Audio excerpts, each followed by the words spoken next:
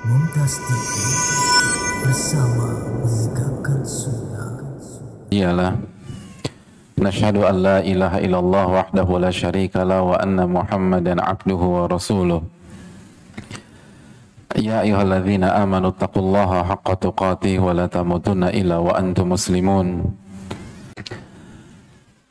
Amma ba'du, hadirin yang Allah muliakan, bapak-bapak, ibu-ibu, teman-teman yang semoga semuanya dijaga dan diberkahi oleh Allah Subhanahu wa Ta'ala. Tidak ada kata yang layak untuk kita ucapkan di awal pertemuan kita kecuali kata syukur, puji dan puja kita kepada Allah Tabaraka wa Ta'ala. Nikmat Islam, nikmat bisa melangkahkan kaki ke salah satu rumah rumatihi tatimus salihat. Segala puji bagi Allah yang hanya kita bisa duduk di sini bukan karena kesehatan dan fisik kita, tapi kita bisa berada di sini. Syukur. Iya, bersyukur hadirin. Karena itu salah satu kunci sukses para ulama.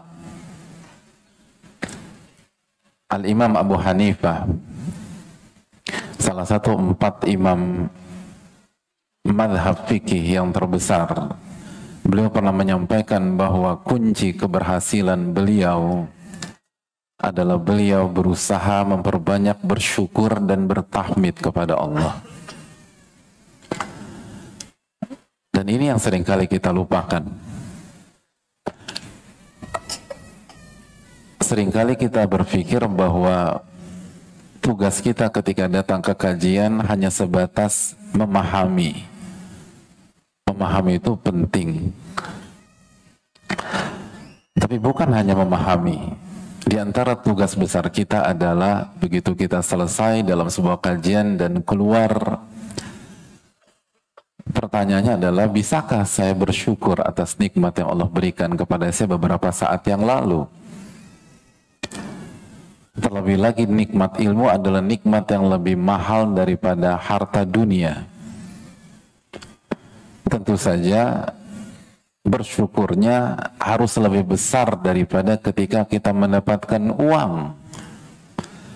Saat kita mendapatkan 10.000 rupiah dengan kita mendapatkan 100.000, kira-kira bersyukurnya sama apa tidak? Berbeda. Bersyukur atas 100.000 lebih besar daripada bersyukur ketika mendapatkan 10.000.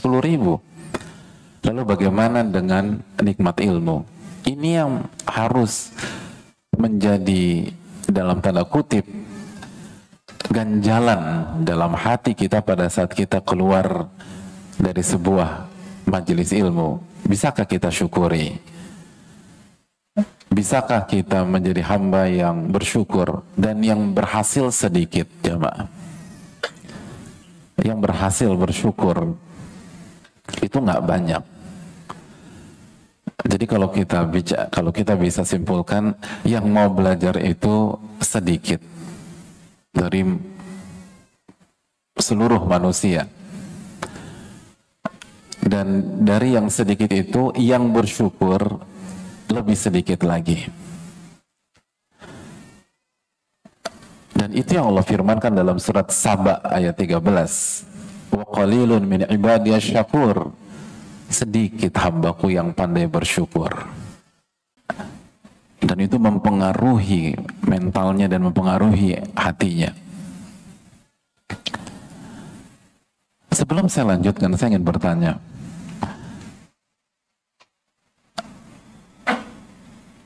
siapa di antara hadirin sekalian yang nggak punya masalah di sini? Angkat tangan. Yang nggak punya masalah. Yang masalah hidupnya dari lahir sampai hari ini cuma 1. Itu. Angkat tangan. 2, 3, 10.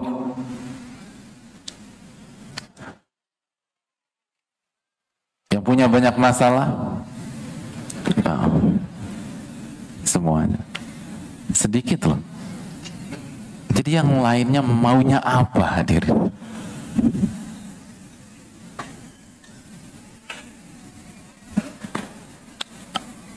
Hadirin yang Allah muliakan, tanpa jamaah mengangkat tangan, saya sudah bisa menebak dan saya sudah simpulkan. Karena dari begitu saya datang tadi, saya langsung monitor dari sudut kanan tengah screening, dan saya mendapati wajah-wajah di depan sini, wajah-wajah banyak masalah semua. Benar. Dan tadi tuh serius banget hadirin. Sebelum saya bertanya kan nggak ada senyum di hadapan. Beban hidupnya berat, gitu. Benar nggak hadirin sekalian? Ini muka-muka banyak masalah kan? Oke, yang baper siapa yang baper? Pintu keluarnya ada di sana hadirin. Nggak usah baper. Karena yang di hadapan hadirin sekalian, ini pun muka banyak masalah. Kelihatan kan? Enggak. Ini muka banyak masalah. Karena yang membuat thumma salihun, lalu orang-orang saleh, thummal amthal fal amthal, lalu yang kesalehannya di grade berikutnya, lalu di grade berikutnya, di level berikutnya, lalu di level berikutnya. Maka kita bisa buat kesimpulan sederhana, orang yang paling berat masalah hidupnya adalah para anbiya, para rasul. Jadi punya banyak masalah itu positif atau negatif hadirin? Masya Allah. Mulai terangkat moral kita ya. Ternyata positif. Saya udah bingung Pak Ustadz gitu. Ke masjid ini aja halu tadi. Saya nggak sengaja ke sini, bukan? Mungkin. Tapi nama. Dan dalam hadis Nabi SAW beliau juga bersabda, wa yubtalal mar'u ala hasabi dini, dan seseorang itu diuji, diberikan masalah, diberikan cobaan sesuai dengan kadar agamanya. Jika agamanya tinggi kualitasnya, maka ujian dan masalahnya pun tinggi dan berat.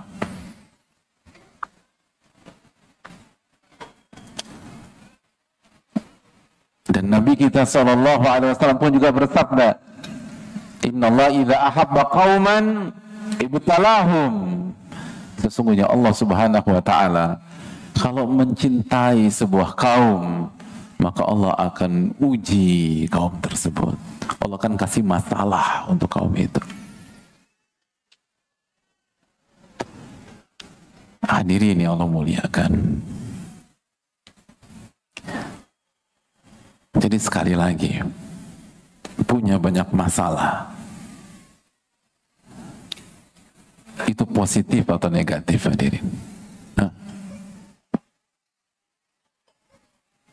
Udah mulai bisa senyum sekarang ya. Awal-awal tadi nggak bisa senyum. Hadirin, positif. Punya banyak masalah, artinya harapan atau kecemasan? Ini masih galau aja hadirin ini. Sekali lagi, punya banyak masalah, itu artinya harapan atau kegalauan? Kok nggak yakin hadirin? Innallaha idza ahabba qauman ibtalahum. Allah itu kalau sayang kepada sebuah kaum, Allah akan uji dia. Berarti ketika kita Allah takdirkan punya banyak masalah, punya banyak ujian, itu artinya harapan atau kegalauan? Harapan hadirin. Harapan. Karena semoga itu tanda dan harapan Allah mencintai kita.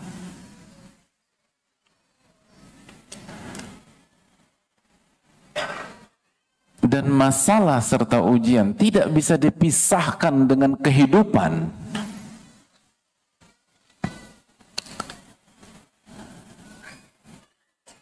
Karena karakter kehidupan dunia adalah darul bala, kata para ulama. Dunia itu tempatnya cobaan, tempatnya masalah, dan tempatnya ujian.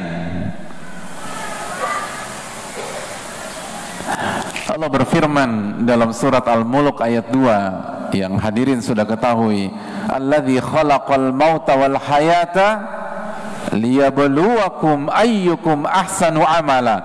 Dialah yang menciptakan kematian dan kehidupan. Untuk apa hadirin Allah menciptakan kematian dan kehidupan? Untuk menguji, ujian.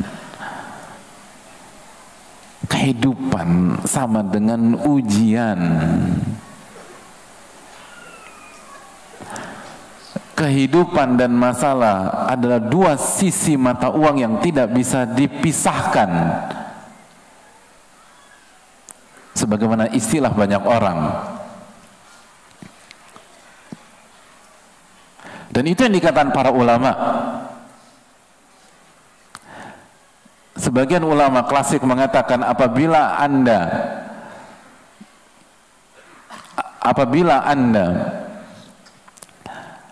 masih diberikan kesempatan hidup, berarti Anda masih diuji oleh Allah Subhanahu wa taala. Ujian dan masalah itu berakhir ketika Anda wafat.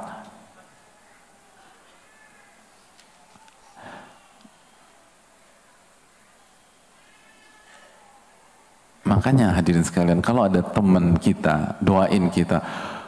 Gua doain semoga ini ujian lo yang terakhir. Mulai besok lo gak akan dapat masalah hidup lagi. Jangan diaminin. Itu artinya dia doain besok kita mati. Amin, amin. Lo emang BFF gua bro. Ini orang nyumpain Anda mati. Ada masalah sama Anda itu orang. Mungkin hasad, mungkin benci.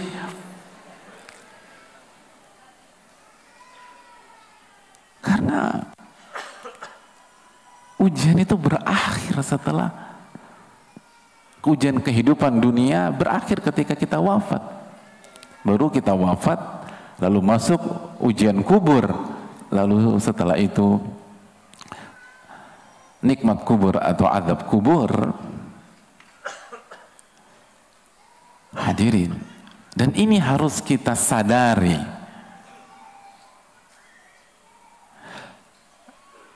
Karena kata para ulama,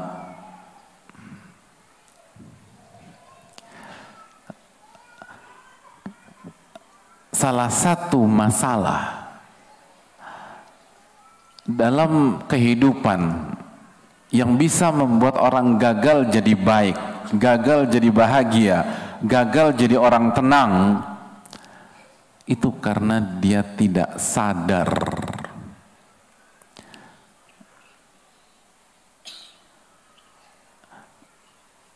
dalam Madarijus Salikin. Al-Imam Ibnu Qayyim rahimahullah mengatakan, dan para ulama mengatakan bahwa langkah pertama untuk berubah itu yaqadhah, sadar. Dan sadar dalam skup yang luas, cakupan yang luas, dan diantaranya kita harus sadar karakter kehidupan dunia yang sedang kita jalani, sehingga kita nggak shock,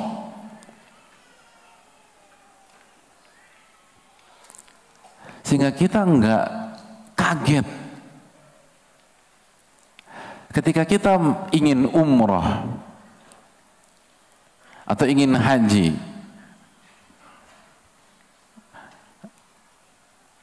di musim panas misalnya, dan dari awal kita udah diwanti-wanti, ingat musim panas di sana itu bisa capai 50 derajat, bawa ini, bawa ini, bawa ini. Maka begitu sampai sana kita nggak akan shock insya Allah, walaupun kepanasan. Atau ingin umrah musim dingin, Dikasih tahu juga, hati-hati musim dingin, dingin banget. Itu bisa di bawah 10 derajat di Madinah khususnya. Maka persiapkan mantel, sweater, jaket dan lain sebagainya. Maka begitu kita masuk ke kota Nabi SAW, kita nggak akan shock. Kita harus sadar dulu apa yang akan kita hadapi. Kehidupannya seperti ini, hadirin sekalian.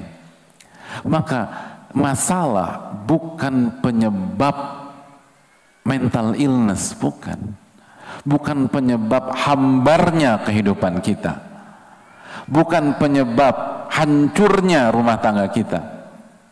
Masalah itu bukan penyebab perceraian dalam rumah tangga. Betul nggak hadirin? Kalau penyebab perceraian adalah banyaknya masalah rumah tangga, insya Allah satu masjid ini cerai semua. Loh, siapa yang nggak punya banyak masalah dalam pernikahan? Bener nggak nih hadirin? Yang bikin kita berantakan, yang bikin muka kita kusut, yang bikin kita jungkir balik, yang bikin kita semrawut, yang bikin kita halu adalah karena kita tidak tahu ilmunya.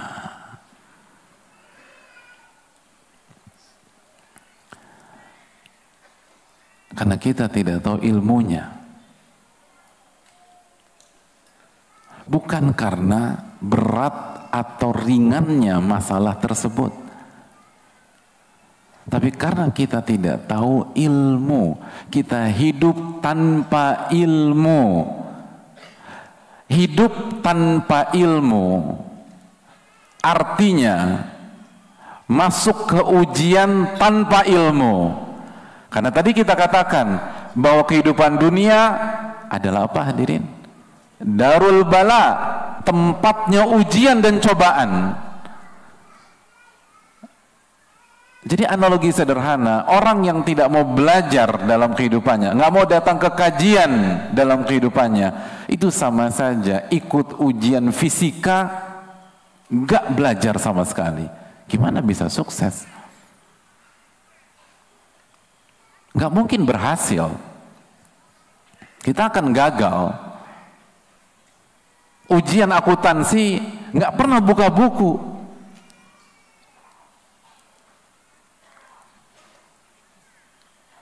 Bro, gimana? Udah belajar belum? Belum. Terus gimana? Yang penting ikhlas, ikhlas.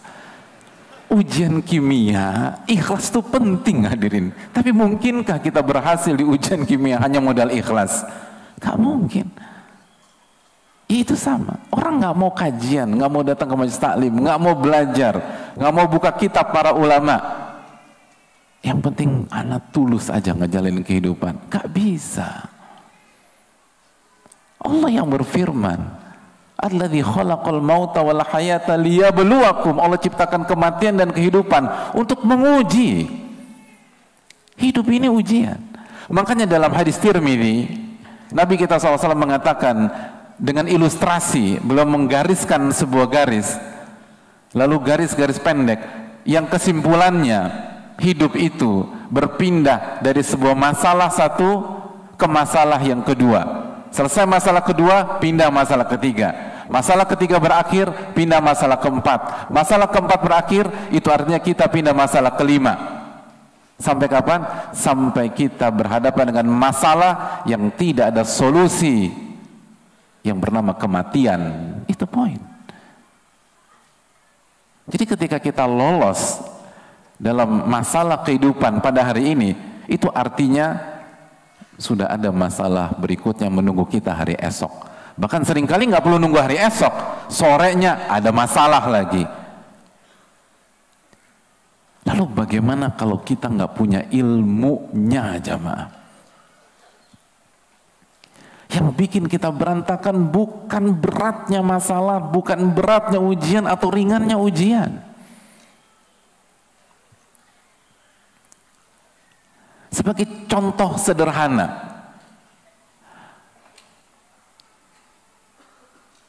waktu kita sekolah dulu, SMA, mata pelajaran yang paling killer, mata pelajaran apa? Wih, tata boga. Oh, luar biasa. Emang dari wajah-wajahnya wajah-wajah angka semua ini hadirin. Pelajaran paling, kalau pelajaran favorit apa? Pelajaran favorit? Olahraga.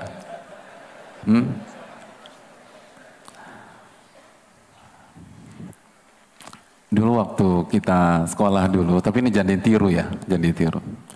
Itu pelajaran paling favorit kita, fisika. Kalau kosong. Kimia, kalau kosong. Matematika kalau kosong. Tapi kalau begitu gurunya hadir, banyak-banyak istighfar kita ini. Bukan karena guru dan mata pelajarannya, tapi kitanya yang lalai dalam belajar. Yang killer apa sih? Fisika, kimia. Contoh sederhana, apabila kita akan ujian kimia, susah dan gurunya killer, gitu. Tibalah hari ujian dan gurunya saking killernya itu kasih soal cuman satu, gitu loh. Jadi udah dead or life udah. Kalau nggak 100, 0 udah, gitu. Cuman satu. Dan ketika kita buka lembaran ujiannya, ternyata itu ujian paling sulit sedunia selama kita hidup di dunia yang fana ini. Gitu. Nggak ada ujian lebih susah dari itu.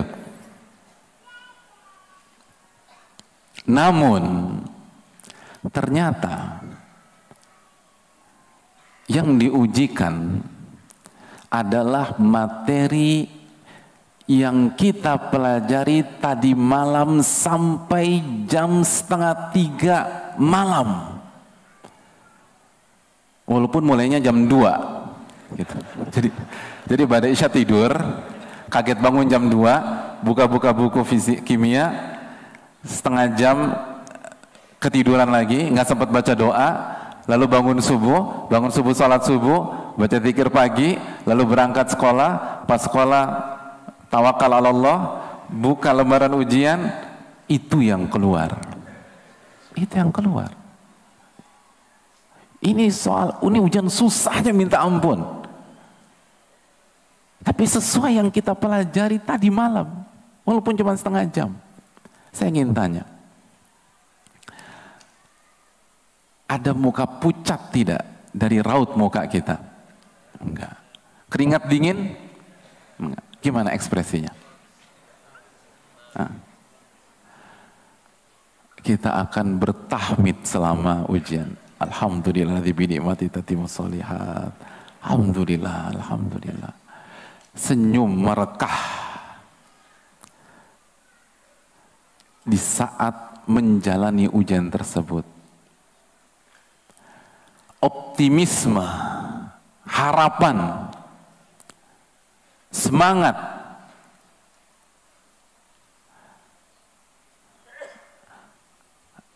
ditambah determinasi dan energik.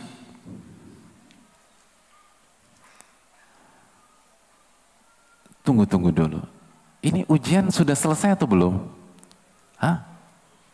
Belum, sedang ujian. Banyak orang mengatakan badai pasti berlalu. Ini sedang badai ini. Badai kimia. Tapi kita bisa tersenyum.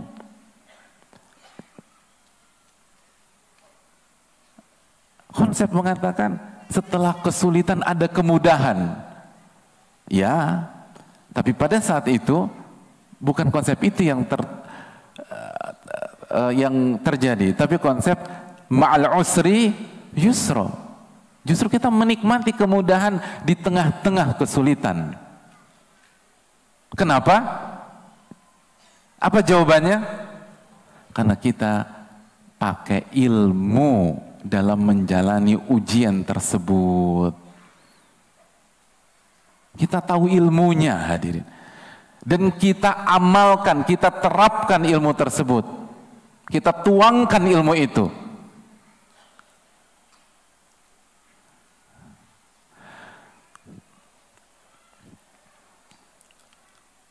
Lalu di tengah-tengah ujian, kita sempatkan waktu untuk menengok ke sebelah kanan kita. Pucet. Dan kita semakin puas. Nggak bagus. Ini nggak bagus. Oke, itu sebelah kiri kita lihat. Keringet dingin. Punggung udah basah. Semakin kita bahagia. Dan ini jangan ditiru. Hadirin, padahal yang sebelah kanan kita, sebelah kiri kita, ujiannya sama apa enggak? Apakah karena dia ujian mata pelajaran lain? Apakah karena sebelah kiri kita ujian mata pelajaran lain? Sama. Soalnya sama apa tidak? Sama, sama-sama susah. Kalau parameter kegalauan, hancurnya mental kita dan dropnya kita, itu beratnya ujian, harusnya semuanya drop, semuanya pucat, semuanya keringat dingin. Tapi kenapa satu pucat, satu keringat dingin, satu bahagia? Karena ilmunya beda. Ilmunya beda. Selama ini kita fokus ke masalah, kita lupa ilmu tersebut. Ini poin hadirin sekalian.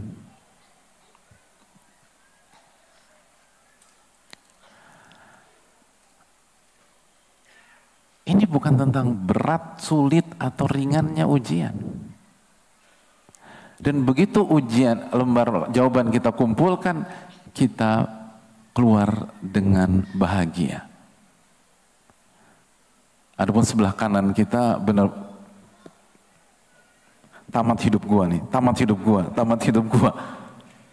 Kita alhamdulillah, alhamdulillah, alhamdulillah. Beda ilmu hadirin. Ini yang harus kita sadari. Sebagaimana ujian yang mudah, tapi kita nggak punya ilmunya, cukup membuat kita keringat dingin dan kena mental. Kalau misalnya saya tanya kepada hadirin sekalian, sebutkan rumus luas trapesium. Siapa yang tahu? Tahu kan? Antum belum pucat karena saya kasih pertanyaan terbuka. Coba kalau saya tunjuk muka antum secara khusus di depan ribuan jamaah, insya Allah mulai pucat. Insya Allah. Kenapa? Saya ingin tanya, pertanyaan ujian tadi, ujian yang sulit dalam ilmu matematik atau yang mudah? Hah? Trapesium? Sulit? Ya Allah.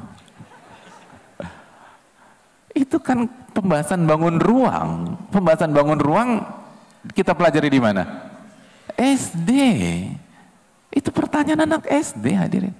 Coba yang anak SD di sini angkat tangan. Nah, ini enggak. Ini antum kan di level cucunya anak SD gitu loh. Cucunya udah SD maksudnya. SD udah lama. Artinya ini gampang. Tapi kenapa kita bisa kena mental? Karena lupa ilmunya. Ketika ilmunya nggak tahu atau ilmunya lupa, maka disitulah mimpi buruk dimulai dalam kehidupan kita. Itu masalahnya hadirin.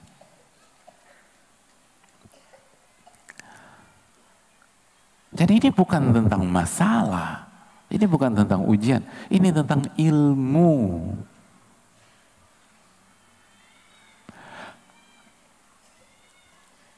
Makanya ulama kita mengatakan bahwa ilmu adalah rohnya kehidupan. Ilmu itu roh.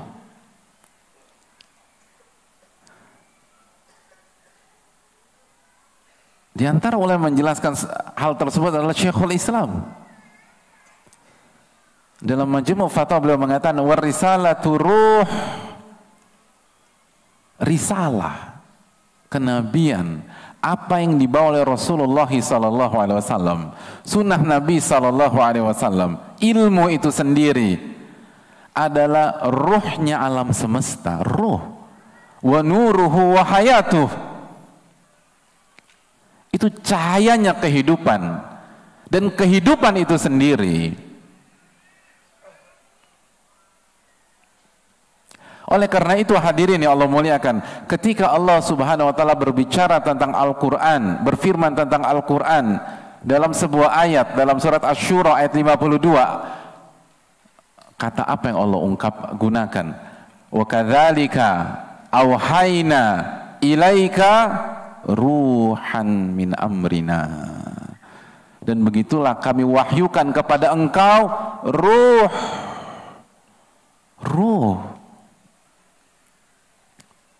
dari perintah kami dan dari sisi kami. Al-Quran itu ruh. Dan silakan buka buku-buku tafsir. Apa artinya? Artinya Al-Quran adalah ruhnya hati, ruhnya jiwa. Berarti hidup tanpa Al-Quran bagaikan hidup tanpa ruh, mati hadirin, mati, hambar, gersang, kering, halu. Wa kadzalika auhayna ilaika ruhan min amrina.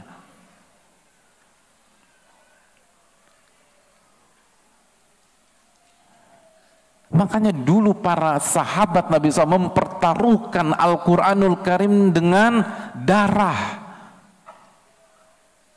Lihat bagaimana Bilal bin Rabah, lihat bagaimana Sumayyah, lihat bagaimana Yasir, lihat bagaimana Ammar, lihat bagaimana Mus'ab bin Umair. Mus'ab bin Umair sebelum masuk Islam, itu hadirin anak muda, good looking, ganteng.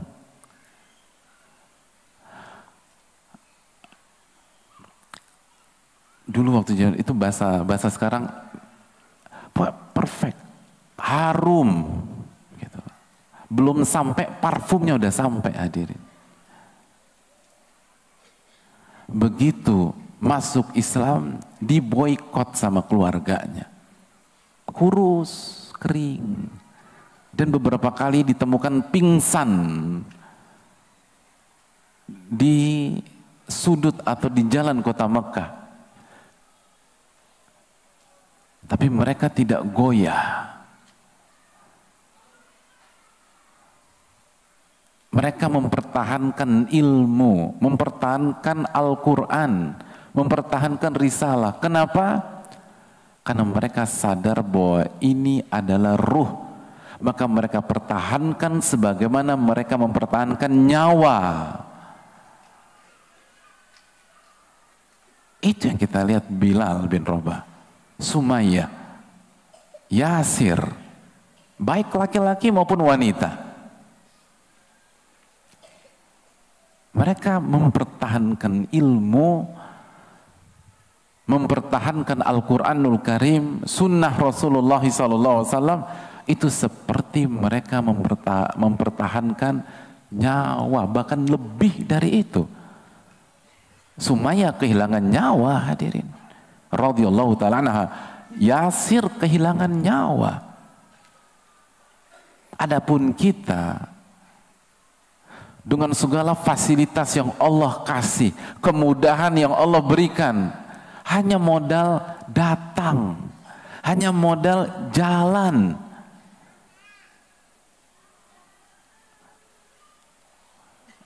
kesempatan dibuka, didukung.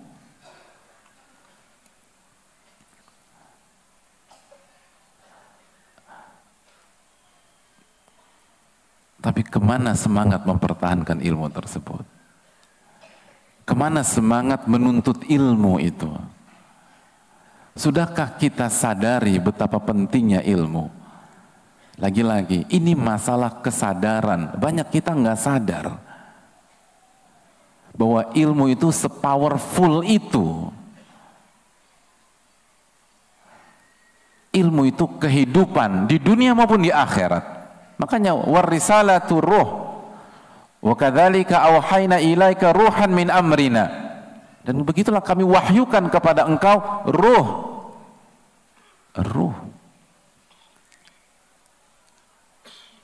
Ini tentang ilmu, bukan tentang masalah.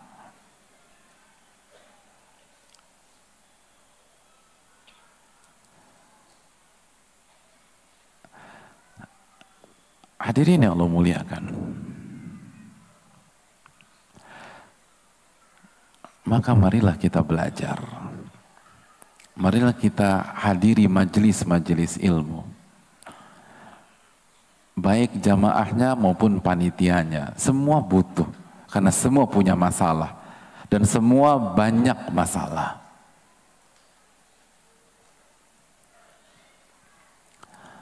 Lalu timbul pertanyaan, hadirin sekalian. Sebagian kita bertanya-tanya dalam dirinya,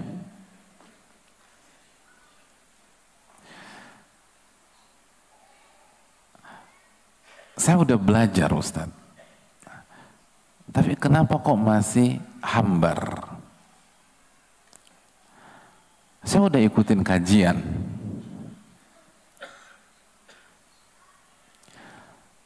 tapi kenapa masih sering galau? Masih sering kena mental? Masih sering terpuruk? Apa yang salah? Katanya kalau kita punya ilmu, bisa. Hadirin yang Allah muliakan,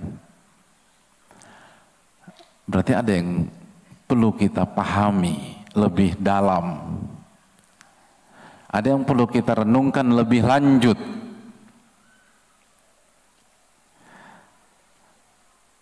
Saya akan bacakan keterangan salah satu para ulama biar kita langsung mendengar dari ahlinya.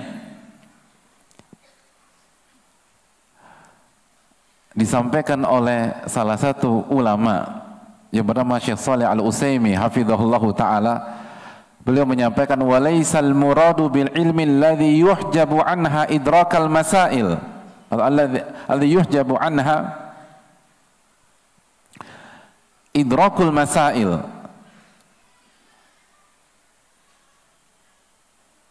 fa inna idrakal masail yujadu inda aqwamin yusbihuna wa yumsuna ala mukhalafati syariah. Yang dimaksud ilmu itu bukan sebatas mengetahui hukum sebuah masalah, bukan sebatas itu, bukan sebatas paham sebuah masalah. Yang dimaksud ilmu walaisal muradu bil ilmi alladhi yuhjabu anha idrakul masail. Jadi walaisal muradu bil ilmi alladhi yuhjabu anha idrakal masail. Yang dimaksud ilmu itu bukan sebatas mengetahui hukum-hukum berbagai masalah. Tapi yang dimaksud dengan ilmu, walakinnal murada bil ilmi alladhi yunalu bi ta'dhimil ilm huwal ilmu nafi' alladhi yakunu khairan lil abdi fid dunya wal akhirah.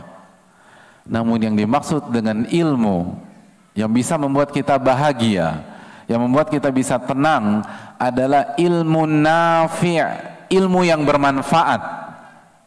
Bukan ilmu yang sebatas maklumat, tapi ilmu yang bermanfaat, yang merupakan kebaikan di dunia dan di akhirat untuk seorang hamba. Dan ilmu yang bermanfaat tidak bisa didapatkan kecuali dengan satu cara, kata para ulama. Kata para ulama, yunalu bi ta'zimil ilm, didapatkan dengan memuliakan ilmu. Memuliakan ilmu. Bukan sebatas belajar dan datang ke kajian.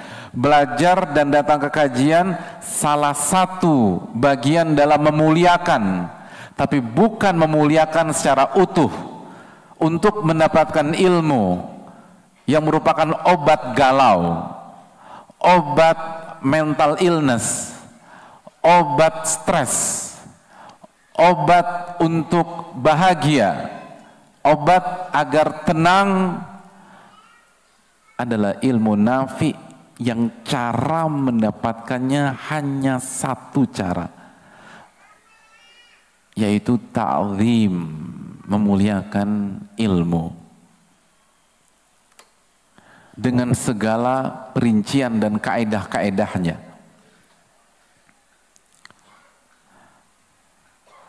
Amma mujaradul ilmi bi idrakil masail fa innahu yakunu wabalan 'alal 'abdi fid dunya wal akhirah. Adapun ilmu yang sebatas mengetahui hukum A, hukum B, ilmu yang sebatas mengetahui berbagai macam masalah, titik sampai di sana. Ilmu sebatas teori, ilmu sebatas maklumat, ilmu sebatas knowledge, maka itu akan menjadi bumerang bagi pemiliknya di dunia dan di akhirat. Wa ta'dhamu 'alal hujjatu fid dunya wa yu'akhadh bil 'uqubati fil akhirah. Maka bumerang itu semakin besar sesuai dengan besarnya ilmu dia itu. Semakin banyak maklumatnya tapi tidak bermanfaat, semakin parah kondisi dia. Dan di akhirat dia akan diancam, diadab sama Allah Subhanahu wa ta'ala. Ilmu nafi. Makanya yang Nabi kita SAW minta setiap pagi apa, hadirin?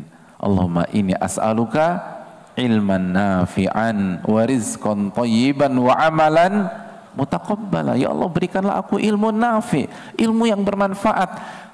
Maksudnya apa sih Ustaz? Ilmu yang bisa kita manfaatkan dalam setiap episode kehidupan kita. Ilmu yang bisa kita gunakan dalam setiap ujian dan masalah-masalah kita. Itu ilmu.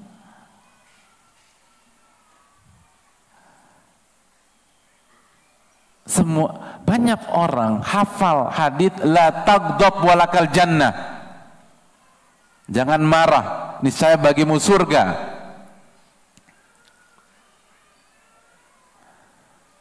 Tapi apakah setiap orang yang hafal dan tahu hadis tersebut bisa mengamalkan? Gitu. Khususnya ketika istri ngejawab omongan kita, anak ngerusakin kesayangan kita, gitu. Bisa nggak ngamalin la taghdab walakal jannah? Jangan marah bagimu surga. Hampir setiap kita itu sudah tahu tentang sunnahnya mengucapkan salam kalau bertemu sesama muslim. Tapi berapa persen mengamalkan itu? Banyak di antara kita sudah paham tabassumuka fi wajhi akhika shadaqah. Senyummu di hadapan wajah saudaramu itu sedekah. Tapi berapa banyak yang senyum ketika jalan ke masjid lalu ketemu dengan tetangga-tetangga komplek atau tetangga-tetangga rumahnya. Hampir semua kita tahu bahwa ghibah itu haram, dosa besar seperti makan bangkai. Tapi bisakah kita jaga lisan kita? Itu yang menentukan ilmu maklumat dan ilmu nafi. Dan cara mendapatkan ilmu nafi hanya dengan memuliakan, hadirin. Kalau nggak memuliakan nggak akan bisa, nggak bisa. Ini ilmu nafi tidak akan bisa didapatkan hanya mengandalkan kejeniusan. Abu Jahal kurang jenius apa, hadirin? Nggak bisa. Ilmu ini nggak bisa digunakan hanya mengandalkan harta, nggak bisa. Hanya mengandalkan status, misal dekat dengan ustadz atau dekat dengan ini, nggak bisa. Cara satu-satunya cara, Anda harus muliakan ilmu. Dan arti memuliakan ilmu, memuliakan Al-Quran dan Sunnah Nabi kita SAW, memuliakan Allah Tabaraka wa Ta'ala, memuliakan Rasulullah SAW, lalu memuliakan, setelah itu memuliakan guru-guru kita, lalu memuliakan kaum muslimin secara umum. Karena secara umum seorang muslim punya ilmu dalam dirinya, terlepas berapa kadarnya, kita harus muliakan.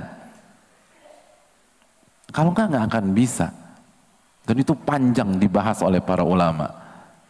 Makanya disitulah mengapa, hadirin Allah muliakan, para ulama sangat memperhatikan A sampai Z, segala urusan yang berkaitan dengan ilmu dan kajian. Kita tahu bersama bahwa para ulama dulu itu kalau mau kajian, mau menyampaikan ilmu, mandi, pakai baju yang bagus. Para ulama pakai parfum. Imam Malik ketika kedatangan tamu di rumahnya, beliau akan tanya, rahimahullah, kita mau bicara masalah umum atau bicara hadis Nabi SAW? Oh, bicara hadis, tunggu sebentar. Masuk, mandi, tampil oke, keluar lagi, bicara tentang hadis Nabi SAW. Tapi kalau bicara masalah umum, langsung. Kenapa, hadirin? Memuliakan. Bukan hanya sekedar membahas. Bedakan antara memuliakan dan sebatas membahas. Memuliakan itu membahas plus plus plus plus plus. Itu demikian. Kenapa mereka tampil necis, tampil bagus? Ibnu Abbas itu kalau diriwayatkan kalau pakai penutup kepala, kalau mau menyampaikan ilmu dengan kualitas yang bagus, dan kita tahu kualitas yang bagus ada harga, ada barang. Diriwayatkan dalam kurs kita itu di atas 1 juta loh pecinya Abdullah bin Abbas kalau mau kajian, benar-benar tampil. Lihat bagaimana Abdullah bin Abbas ketika ingin berdialog dengan Khawarij, orang-orang yang ekstrim, orang-orang yang gampang mengkafirkan umat Islam, yang mengkafirkan pelaku dosa-dosa besar. Ketika ingin dialog, dan dialog itu menyampaikan apa, hadirin? Ilmu. Penampilannya bagaimana? Keren, hadirin. Memuliakan. Ini tentang memuliakan. Itu kenapa para ulama kita ketika datang ke majelis atau sebelum datang ke majelis, itulah sebabnya kenapa para ulama, di antara hikmahnya, kenapa para ulama datang ke kajian, bahkan melakukan rehlah, melakukan perjalanan. Kenapa ulama sekali Sa'id bin Musayyib itu mengatakan, in kuntu la asirul ayyama wa layali fi talabil hadithil wahid, aku ini suka berjalan beberapa siang dan beberapa malam, artinya berhari-hari. Jadi aku suka berjalan berhari-hari hanya untuk mencari satu hadis. Satu hadis berhari-hari. Kenapa? Padahal beliau adalah ulamanya kota Madinah. Kenapa sampai harus pergi? Memuliakan. Memuliakan. Kita kalau memuliakan orang, orang itu datang ke kita atau kita datang ke dia? Hah? Hadirin. Kalau lebaran tuh, biasa kita ngumpul di rumah siapa? Nah, kita anak paling bungsu, tapi kita orang paling kaya, paling sukses di keluarga besar kita. Kita lebih kaya dari orang tua kita lebih kaya dari kakak pertama kita, kakak kedua kita, kakak ketiga kita, kakak keempat kita, sampai kakak ke-17 kita. Kita anak 18 misalnya. Ketika lebaran, ngumpulnya di rumah siapa? Hah? Rumah kita? Enggak. Rumah orang tua, walaupun gubuk. Dan nggak mau direnovasi. Kan orang tua kan unik gitu ya. Ditawarin renovasi, enggak. Mau kayak begini aja kata orang tua kita. Tetap ngumpul di sana. Oke, orang tua kita wafat. Pada ngumpul di rumah kita? Atau kita yang jalan? Hah? Ngumpul di mana? Kakak pertama. Kakak pertama kita meninggal. Ngumpul di rumah kita? Hadirin, ini orang Indonesia bukan sih? Nah, ini kultur Indonesia kan. Orang kakak pertama kita meninggal, ngumpul di mana? Kakak kedua. Kita yang jalan, bukan kita yang didatangi. Kenapa? Memuliakan. Kalau kita nggak mau lebaranan ke rumah orang tua kita dengan dalih rumah kita paling besar, paling proper, paling representatif, paling nyaman untuk ngumpul, kita akan divonis apa sama semua keluarga? Anak berbakti, donatur, pemberi fasilitas, sponsor. Hadirin, tolong bantu saya. Ini masalah benar-benar berat ya. Sampai sulit menjawab pertanyaan seperti ini. Kita nggak mau datang ke rumah orang tua. Kita minta semuanya ke rumah saya, karena rumah saya paling enak, paling nyaman. Rumah orang tua panas, kecil. Rumah saya mau jungkir balik, mau salto, mau roll ke depan, roll ke belakang, bebas. Kita yang suruh mereka datang, bukan kita datang. Kita akan divonis apa hadirin? Durhaka. Karena nggak memuliakan. Padahal kita sediakan seluruh menu yang paling enak. Bandung menu paling enak apa kalau lebaran? Ya Allah, benar-benar halu antum ya. Sampai pertanyaan ini susah dijawab. Tenang, jangan emosi, ada banyak istighfar. Lalu apa?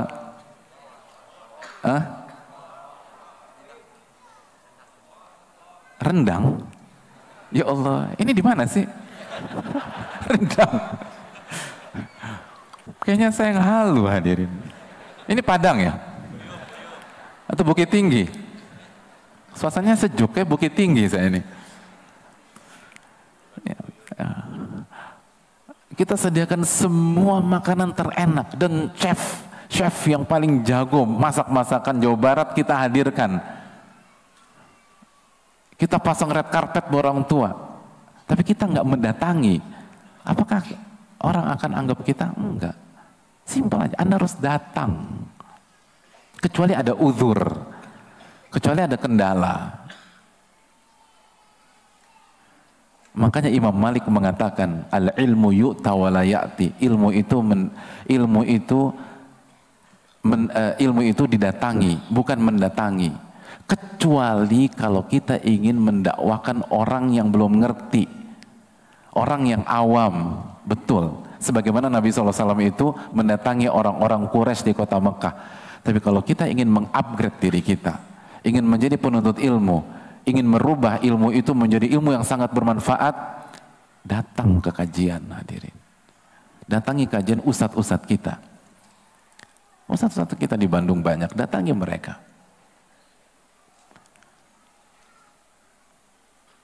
Ibnu Dailami Abdullah bin Fairuz rahimahullahu ta'ala, beliau mendengar hadis dari Abdullah bin Amr, dan pada saat beliau mendengar hadis tersebut beliau ada di Palestina.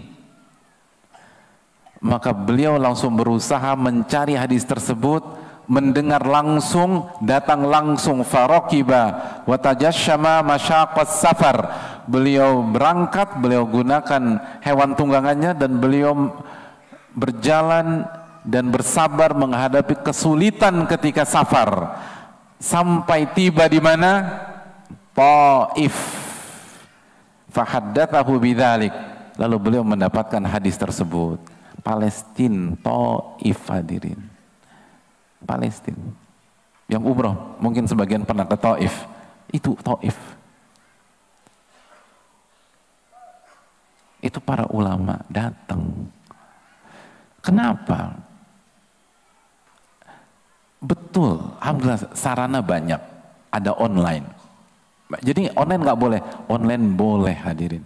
Online bagus, online positif. Tapi fungsi online bukan untuk menggantikan off air, bukan untuk menggantikan offline, bukan untuk menggantikan majelis. Online adalah sebuah sarana second option, opsi kedua kalau kita tidak bisa, kita ada kendala, kita ada uzur. Karena semua sepakat, walaupun kontennya sama, baik di offline maupun di online, tetapi dari sisi memuliakan, mana yang lebih tinggi? Hadirin, mana yang lebih tinggi? Offline. Maka ketika sisi memuliakannya lebih tinggi, maka peluang mendapatkan ilmu bermanfaatnya jauh lebih besar. Itulah alasannya mengapa dulu para ulama kita untuk mendapatkan satu hadis berhari-hari, untuk mendapatkan satu hadis dari Palestina ke Taif, untuk mendapatkan satu hadis berjalan selama 1 bulan sebagaimana yang dialami Jabir. Jabir itu untuk mendapatkan satu hadis dan bertemu dengan Abdullah bin Unais, itu beliau melakukan perjalanan 1 bulan ke Syam untuk satu hadis. Hari ini kita untuk mendapatkan satu hadis harus berjalan berapa bulan hadirin? Modalnya apa? Kaki, jempol sekarang. Bukan satu hadis, satu buku hadis. Hari ini satu buku hadis yang isinya ribuan hadis hanya cukup dengan jempol. Lalu wifi gratis. Berapa passwordnya? Download gitu. Logikanya, kalau ini tentang konten, sekali, kalau ini tentang konten, seharusnya yang lebih berkualitas, yang satu buku hadis dengan jempol saja dalam hitungan menit, atau yang satu hadis harus menempuh 1 bulan. Sekali lagi, kalau ini hitungan konten dan efisiensi, harusnya yang lebih berkualitas yang mana? Satu buku hadis beberapa menit atau satu hadis 1 bulan? Satu buku hadis beberapa menit. Tapi kenyataan yang lebih berkualitas siapa? Kita atau Jabir bin Abdullah? Kita atau Ibnu Dailami? Ibnu Dailami. Karena intinya bukan sebatas konten, walaupun konten sangat penting, tapi ada hal berikutnya, memuliakan. Itu kunci kalau kita ingin mendapatkan ilmu nafi. Dan seterusnya, seterusnya, seterusnya. Harus dibahas secara perinci hadirin. Tapi itulah poinnya. Kalau kita bisa memuliakan ilmu, kita belajar,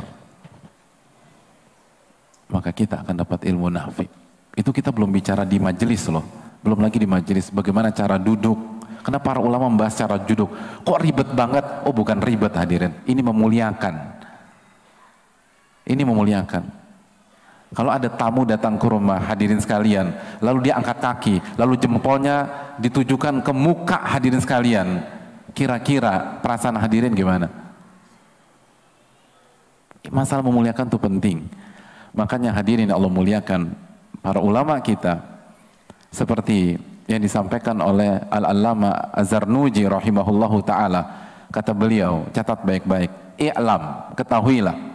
Saya bacakan keterangan para ulama biar kita langsung dengar dari sumbernya. I'lam, ketahuilah, bi anna talibal ilmi la yanalul ilma wa la yantafi'u bih. Sesungguhnya penuntut ilmu tidak akan mendapatkan ilmu dan tidak akan mendapatkan manfaat dari ilmunya. Jadi dia tidak akan mendapatkan ilmu nafi, dia nggak akan mendapatkan ilmu yang bermanfaat. Illa bi ta'zimil ilm wa ahlihi wa ta'zimil ustadhi wa tauqirihi, kecuali dengan memuliakan ilmu, memuliakan ahli ilmu, memuliakan gurunya, dan menghormati gurunya tersebut. Itu cara. Ini konsepnya ulama, resepnya ulama, hadirin. Makanya ulama atau sebagian orang soleh di zaman dulu ilmunya nggak banyak, tapi berkah, tapi bermanfaat. Bilal itu bukan ulama, hadirin, tapi nggak kena mental illness. Bilal bukan ulama, disiksa. Siapa yang masalah hidupnya selevel dengan Bilal? Ada angkat tangan. Berarti lebih parah semua nih. Nggak ada di antara kita lebih parah dari Bilal atau selevel dengan Bilal. Semua di bawah. Tapi kenapa beliau bisa sabar, bisa tenang, bisa istiqomah, bisa nggak bergeming, hadirin. Bayangkan dihina, direndahkan, disakiti, ditindih dengan batu besar. Kalimat yang terucap hanyalah Al-Ahadul Ahad. Al-Ahadul Ahad, Allah Esa, Allah yang Esa. Bilal nggak ganti profile picture, nggak buat status, nggak curhat. Al-Ahadul Ahad. Kenapa dada beliau begitu lapang? Karena ilmu beliau bermanfaat. Maka kejarlah ilmu yang bermanfaat. Wallahu ta'ala alam bisawab. Ini yang bisa disampaikan, dan kita buka sesi tanya jawab, tapi sebelumnya ada pengumuman dari panitia. Wassalamualaikum ala nabiyina Muhammad.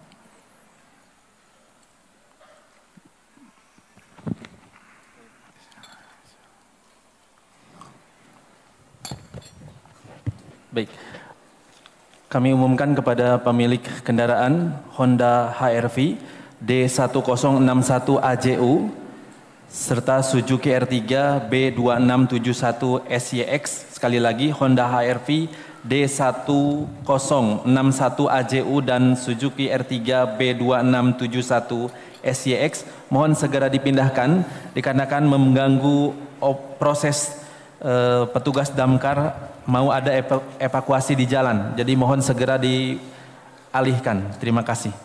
Silakan Ustaz. Jazakallahu khairan. Afwan Ustaz, bolehkah menganggap enteng ujian yang kita terima dengan yakin bahwa Allah pasti membantu kita dan kita hanya ikhtiar sebisa kita dan beribadah maksimal?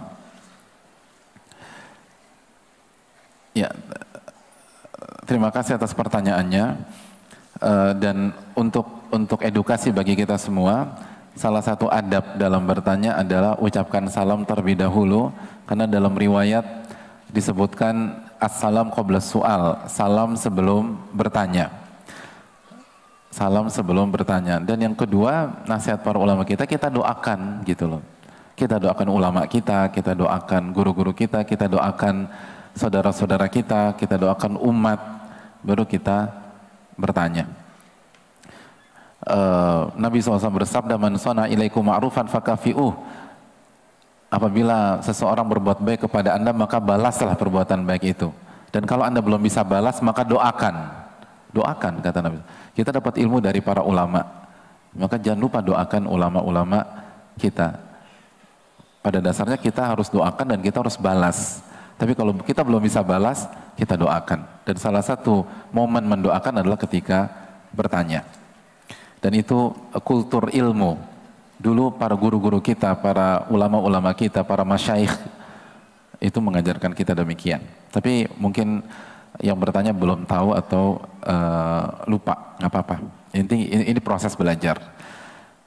Bolehkah menganggap enteng ujian yang kita terima dengan yakin bahwa Allah pasti membantu kita dan kita hanya ikhtiar sebisa kita dan beribadah maksimal? Hadirin Allah muliakan, jawabannya walau ta'ala bisawab, tidak boleh menganggap enteng ujian atau menggunakan diksi yang mengarah ke arah sana, walaupun maksud kita nggak ke sana. Karena penggunaan kata atau diksi itu penting. Penggunaan kata atau diksi itu penting. Dalam hadis yang sahih, Nabi SAW tuh melarang kita menggunakan kata khobuthat, khobath gitu loh. Jangan ucapkan kata khobath. Lalu beliau memberikan solusi ke kata yang sama tapi lebih halus gitu loh. Artinya seorang mukmin itu harus belajar memilih diksi dan kata-kata. Jadi jangan menganggap enteng ujian dan jangan menggunakan kalimat yang mengarah pada menganggap enteng ujian padahal kita nggak ada maksud ke sana. Karena hadirin Allah muliakan, kalau Allah nggak tolong kita, dan saya rasa maksud penanya bagus ya. Makanya beliau mengatakan karena yakin bahwa Allah pasti membantu kita dan kita hanya berikhtiar sebisa kita dan beribadah maksimal. Walaupun kita demikian, tetap saja jangan anggap enteng. Bahkan kan sunnah Nabi SAW, apa kata Nabi SAW? As-sa'idu laman junnibal fitan. Orang yang bahagia adalah orang yang dijauhkan dari fitnah. Jadi fitnah dan ujian itu dihindari sebisa mungkin. Tapi bukan lari dari masalah ya. Sebisa mungkin ditunda. Makanya salah satu hikmah adanya Sulhul Hudaybiyah. Sulhul Hudaybiyah itu Nabi SAW genjatan senjata sama siapa? Sama orang musyrik Quraisy. Selama berapa lama? 10 tahun kan. Itu salah satu hikmahnya kata Allah. Jadi kalau masih bisa ditunda 10 tahun, kenapa hari ini berhadapan gitu. Kalau masih bisa ditunda 10 tahun, kenapa hari ini berhadapan? Itu jadi masalah ujian itu selama masih bisa dihindari. Selama bisa milih yang lebih mudah, jangan milih yang sulit. Kecuali ada keutamaan dan ada ibadah. Tapi kalau ini ujian, ini masalah dan seterusnya. Lalu kita berikhtiar dan kita minta bantuan dari Allah Subhanahu wa taala, lalu kita jalankan. Sebagaimana sabda Nabi SAW, ihris ala ma yanfa'uk wasta'in bila wala ta'jiz. Bersungguh-sungguhlah dalam mengejar yang bermanfaat bagi Anda dan minta pertolongan kepada Allah dan jangan lemah, kata Nabi SAW. Dan Nabi SAW juga bersabda sallallahu alaihi wasallam, la tatamannau liqa'al adu. Anda jangan pernah berharap bertemu dengan musuh. Jangan pernah berharap bertemu dengan musuh. Jangan sok-sok, ayo mana sini orang ini saya tantang, mana orang munafik berhadapan dengan saya. La tatamannau liqa'al adu. Jangan pernah berharap bertemu dengan musuh. Was'alullah al-afiyah, dan minta keselamatan dari Allah. Minta keselamatan, jangan ketemu dengan masalah. Minta keselamatan. Lalu Nabi SAW melanjutkan, wa idza laqitumuhum fasbiru. Tapi kalau Allah takdirkan bertemu dengan musuh, bertemu dengan ujian, bertemu dengan masalah, sabarlah, kata Nabi kita sallallahu alaihi wasallam. Mungkin itu.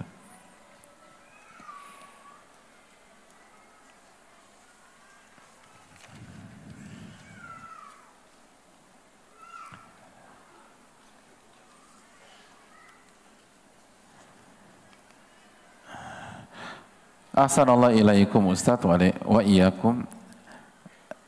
Afwan Ustaz, bagaimana cara menyikapi kesalahan istri dan supaya kita tidak tersulut emosi, terlebih ketika istri tidak mau menerima nasihat kita? Ya, terima kasih atas pertanyaannya. Hadirin Allah muliakan, yang pertama masalah pernikahan adalah masalah ta'awun syar'i kata sebagian para ulama. Jadi salah satu pondasi pernikahan dan rumah tangga adalah firman Allah dalam surat Al-Maidah, wa ta'awanu 'alal birri wa taqwa wa la ta'awanu 'alal itsmi wal udwan. Kita saling tolong menolong dalam kebaikan dan ketakwaan, dan kita tidak saling tolong menolong di atas dosa dan permusuhan. Jadi spirit yang harus dibangun adalah kita saling tolong menolong untuk jadi orang yang bertakwa, karena kita nggak bisa bertakwa sendirian misalnya, maka kita butuh pendamping, kita butuh istri dan istri butuh suami. Jadi ketika istri melakukan kesalahan, kita harus tolong, hadirin sekalian, bukan ngamuk, tolong. Jadi kita harus berpikir bagaimana cara yang paling efektif menolong istri kita. Bisa jadi marah, bisa jadi. Tapi marahnya itu bukan emosi. Gimana cara marah nggak emosi, hadirin? Sambil senyum nimpuk gelas gitu Pak Ustadz. Bukan. Marah mendidik. marah karena Allah, kata Ibnu Jama'ah rahimahullah, marah karena Allah, bukan karena marah emosi. Dan marah karena Allah, marah mendidik, itu kaidahnya jelas, takarannya jelas. Dan hati itu tenang, karena tujuan kita bagaimana istri kita berubah, bukan mengungkapkan dan meluapkan, bukan. Jadi ketika kita sepakat bahwa saya harus tolong istri saya karena istri saya melakukan sebuah kesalahan, maka kita akan berpikir cara yang paling efektif bagaimana menyelamatkan dia. Begitu juga dengan istri, ketika suaminya salah, maka istri akan berpikir bagaimana cara menolong suami saya agar keluar dari kubangan maksiat dan dosa. Itu yang harus kita camkan. Makanya hadirin yang Allah muliakan, pernikahan itu harus dibangun di atas pondasi yang sama, harus clear dulu. Dan banyak di antara kita seringkali lupa tentang masalah itu. Lalu yang berikutnya, jangan bangun narasi kesempurnaan dalam rumah tangga. Kita yang repot hadirin, kita yang berantakan. Kenapa? Nggak ada yang sempurna. Pernikahan itu tuh persatuan atau pertautan antara dua sosok. Yang satu pendosa, yang satu pendosa. Betul nggak hadirin? Salah ya? Kalau saya salah tolong diluruskan.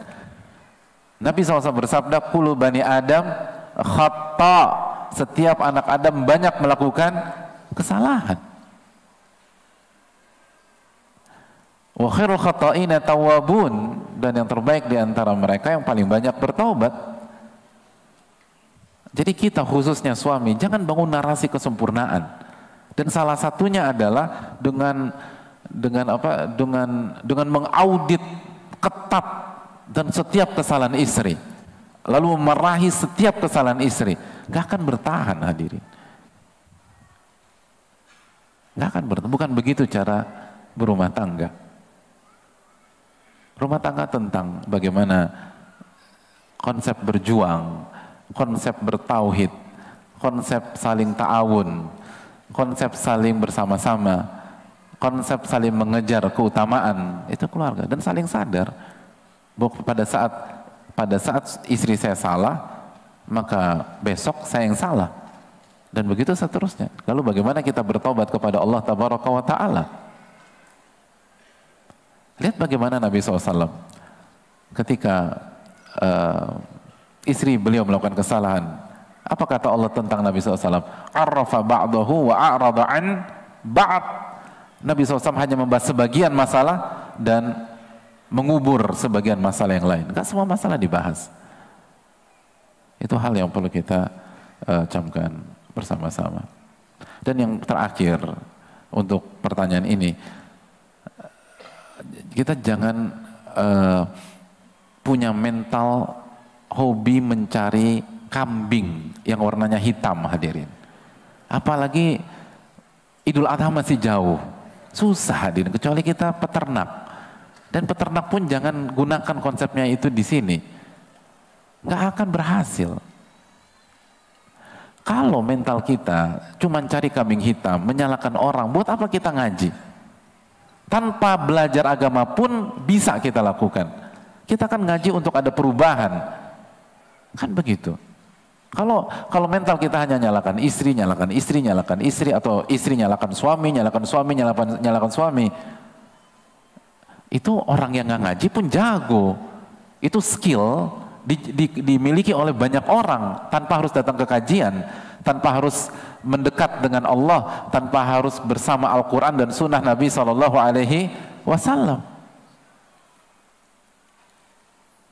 Bukankah kita ingin naik kelas? Terus kalau naik kelas gimana caranya? Asy-Syura 30, wa ma asabakum min musibatin fabima kasabat aydikum wa ya'fu an katsir. Dan apapun yang menimpa kalian itu pasti ada andil dari kesalahan dan perbuatan tangan kalian, dan Allah telah mengampuni banyak dari dosa-dosa kalian. Itulah konsepnya para ulama klasik dan sampai hari ini dalam berumah tangga. Makanya para ulama kita ketika melihat istrinya tidak sebagaimana biasanya, tidak senurut biasanya, tidak setaat biasanya. Apa kata mereka? Kata mereka, inni la'asillah fa'ara athara maksiyati fimro'ati wadabbati. Aku berapa waktu yang lalu bermaksiat kepada Allah. Aku bermaksiat kepada Allah. Lalu aku melihat dampak maksiatku ada pada perangai istriku dan hewan tungganganku. Itu baru. Jadi evaluasi ke dalam. Nyalain orang gampang hadirin. Bola di tangan kita. Kita mau nggak naik kelas atau kita ingin naik kelas. Kalau ingin jadi orang-orang beriman, berhenti menyalahkan orang. Pasti ada andil dari dosa kita. Dan semakin fasih kita menyalahkan orang, semakin kita gagal memperbaiki diri.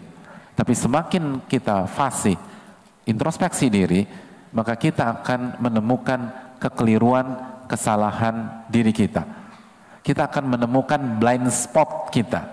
Dan ketika kita menemukan itu, maka kita akan mengobati. Dan ketika kita mengobati blind spot kita, kita akan jadi pribadi yang jauh lebih bertakwa ke depan. Menguntungkan. Makanya lihat Nabi Nuh, lihat Nabi Lut, alaihi wassalatu wassalam.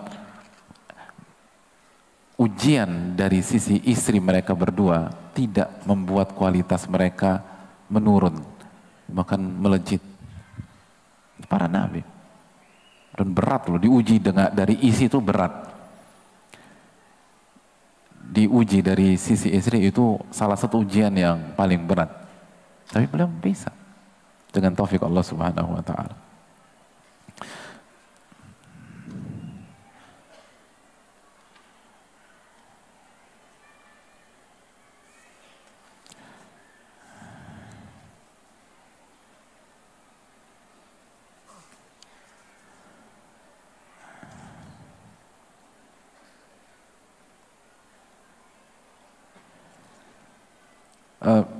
Bismillah, assalamualaikum Waalaikumsalam warahmatullahi wabarakatuh. Semoga selalu dijaga oleh Allah dan seluruh kaum muslimin, amin ya rabbal alamin. Semoga Allah memberikan keberkahan buat kita semua, panitia, jamaah dan DKM Masjid Pusdai ini dan seluruh pihak yang ada di balik masjid ini. Semoga Allah memberikan pahala besar buat kita semua, amin ya rabbal alamin. Afwan, izin bertanya dan minta nasihat. Qadarullah, saya tidak jadi menikah. Kiat-kiat agar mendapatkan pasangan yang Allah pilih bagaimana? Agar mendapatkan pasangan yang bertakwa. Minta nasihatnya agar anak tetap semangat dalam beribadah dan menuntut ilmu dan mengamalkannya. Syukran jazakallahu khair Ustaz, terima kasih atas pertanyaannya. Yang pertama, wallahu ta'ala misal masalah pernikahan,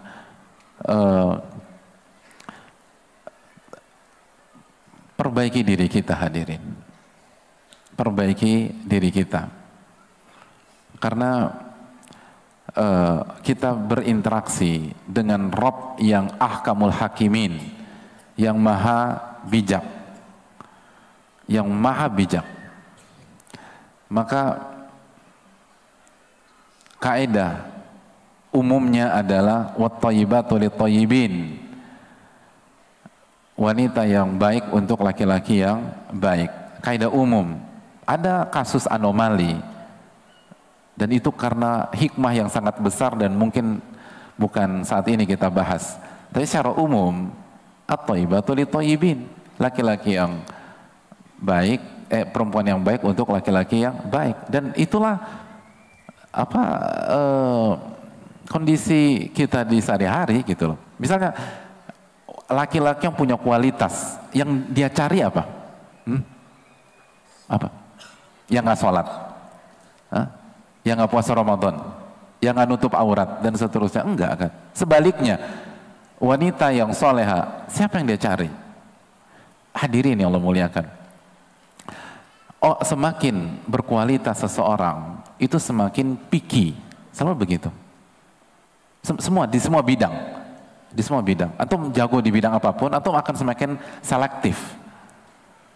Jadi, kalau ingin mendapatkan orang-orang yang berkualitas, maka perbaiki kualitas diri kita. Karena mereka nggak ngasal. Mereka cara berpikirnya tidak ngasal. Itu hal penting. Dan yang kedua, jangan pernah takut kalau kita jujur sama Allah dan kita punya kualitas. Sekali lagi, Allah alaihissallahu bi ahkamil hakimin. Bukankah Allah pemutus yang paling bijak? Dan hadirin Allah muliakan, mutiara itu, mutiara, walaupun ada di dasar laut, itu tetap dicari oleh para nelayan. Mutiara, walaupun dasar laut, itu dicari. Sampah plastik, walaupun ada di permukaan laut, nggak disentuh sama pelananya, nggak disentuh. Nah sekarang kita mau jadi yang mana? Jadi nggak usah khawatir, kita berinteraksi dengan Rabbul Alamin. Kalau kita mutiara, dicari. Walaupun ada di dasar, walaupun yang mempertaruhkan nyawa. Itu poin. Terus yang terakhir, pernikahan itu tentang kemampuan dan kebutuhan. Kemampuan dan kebutuhan. Apa yang mampukah kita secara utuh ya? Saya bicara, ini kan bukan sesi pernikahan, tapi secara umum kita lihat kemampuan. Ya ma'syarasy syabab man istata'a minkumul ba'ah falyatazawwaj. Wahai anak muda, barang siapa yang mampu maka menikahlah. Terus yang kedua, kebutuhan. Dan kebutuhan setiap kita tuh beda, hadirin. Dan ini konsep para ulama. Konsep para ulama. Makanya kalau kita buka buku-buku fikih para ulama, misalnya contoh apa yang dikatakan oleh Ibnu Ruslan dalam kitab Zubat, kata beliau, sunnah li muhtajin mutikin lil uhab nikahu bikrin dzati dinin wa nasab. Pernikahan itu hukumnya sunnah bagi yang apa? Bagi yang butuh dan mampu. Butuh. Ini tentang kebutuhan. Apa kebutuhan kita? Untuk bisa husnul khotimah. Untuk bisa masuk ke dalam surga. Untuk bisa beribadah kepada Allah. Lalu cari sesuai dengan kebutuhan tersebut dan jangan ikut-ikutan. Karena ini bukan perkara yang mudah. Ini yang bisa disampaikan. Jazakallahu khairan. Waktu telah habis. Dan kita sekali lagi bersyukur kepada semua pihak. Jazakallahu khair kepada seluruh jamaah. Sebuah kebahagiaan bisa hadir lagi setelah berapa lama ya? Saya terakhir ke sini tahun 1900 berapa? Di sini di Bandung dan sekitarnya. Maka jangan lupa doakan mereka dan ingat terus jasa-jasa mereka, dan kita doakan kebaikan untuk mereka. Dan jazakallahu khair kepada DKM Masjid Pusdai dan seluruh jajarannya, semoga seluruh kegiatan amal soleh mereka diterima oleh Allah Subhanahu wa taala di hari kiamat nanti. Dan terima kasih kepada seluruh panitia dan orang-orang yang berada di balik acara ini, dan semoga Allah Subhanahu wa taala menerima amal ibadah kita. Allahumma inna nas'aluka ilman nafi'an wa na'udzubika min ilmin la yanfa'. Ya Allah, berikanlah kami ilmu yang bermanfaat dan lindungilah kami dari ilmu yang tidak bermanfaat. Dan sambil pulang jangan lupa memperbanyak doa, Rabbana taqabbal minna. Ya Allah, terimalah amal ibadah kami. Sebuah kebahagiaan bisa bersama hadirin sekalian, dan semoga Allah terima amal ibadah tersebut, dan semoga kita pandai bersyukur sehingga kita bisa ditambah di kemudian hari. Subhanakallahumma wa bihamdika, asyhadu an la ilaha illa anta, astaghfiruka wa atubu ilaik. Assalamualaikum warahmatullahi wabarakatuh. Terima kasih banyak.